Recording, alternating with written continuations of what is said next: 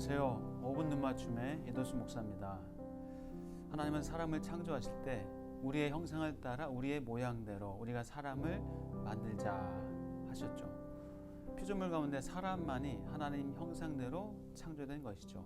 위대한 특권과 존엄성을 부여받았던 사람은 그만 타락하여 하나님의 형상을 깨뜨리고 맙니다. 하나님은 사람이 하나님의 형상을 다시 찾도록 예수님을 세상에 보내셨죠. 하나님을 따라 의와 진리의 거룩함으로 지으심을 받은 새 사람을 입으라 말씀합니다. 하나님의 소원은 사람들이 구원받아 새 사람을 입는 것, 그들이 예수님의 인격과 성품을 닮아가는 것이죠. 하나님께서는 우리가 이 땅에서 잘 먹고 편안하게만 사는 것이 아니라 영적으로 성장하여 예수님처럼 되기 원하십니다. 그런데 기독교인들은 풍성한 삶에 대한 약속을 잘못 이해하기도 합니다. 완벽한 건강, 편안한 삶, 돈과 여유, 끊임없는 행복을 기대합니다. 그렇지만 우리의 이기적인 만족을 채워주기 위해 존재하는 하나님이 아닙니다. 오히려 우리가 하나님을 위해서 존재합니다. 그런데 놀랍게도 하나님은 이 땅에서 우리를 위한 멋진 계획을 가지고 계십니다. 예수님을 믿는 우리가 예수님을 닮아가는 계획입니다.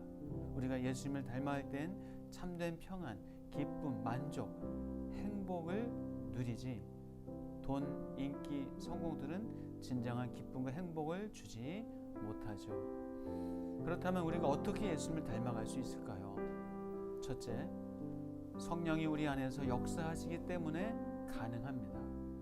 베드로가 이르되 너희가 회개하여 각각 예수 그리스도의 이름으로 세례를 받고 죄사함을 받으라. 그리하면 성령의 선물을 받으리니 말합니다. 우리 삶에서 하나님이 원하시는 변화는 성령만이 하십니다. 성령의 역사는 엄청난 기적이나 뜨거운 감정보다는 대부분 조용하고 세미하게 나타나는 경우가 많습니다.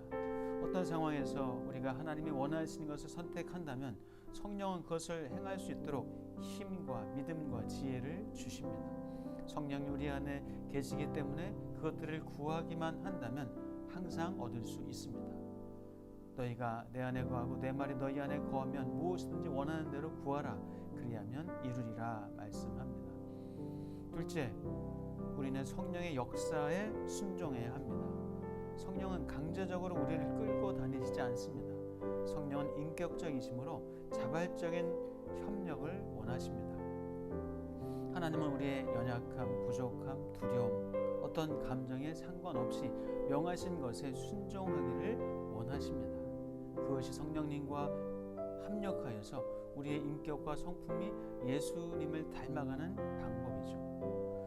구원은 우리 노력으로 얻는 것이 아니지만 예수님을 닮는 것은 성령의 역사와 더불어 우리의 순종이 있어야 합니다.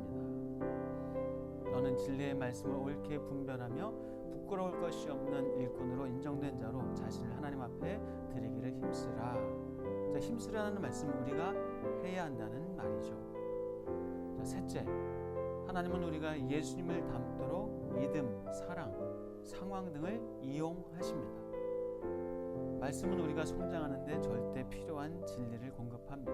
말씀을 통해서 교훈과 책망과 바르게 함과 의로 교육받으면서 예수님을 닮아가기 때문입니다. 예배, 성경 읽기, 성경 공부, 순모임을 통해서 말씀을 배워야 합니다. 그리고 성숙한 믿음의 사람들은 우리가 성장하는 데 필요한 지원과 롤 모델이 됩니다. 영적인 교제를 통해서 서로 의지하고 성장해야 합니다.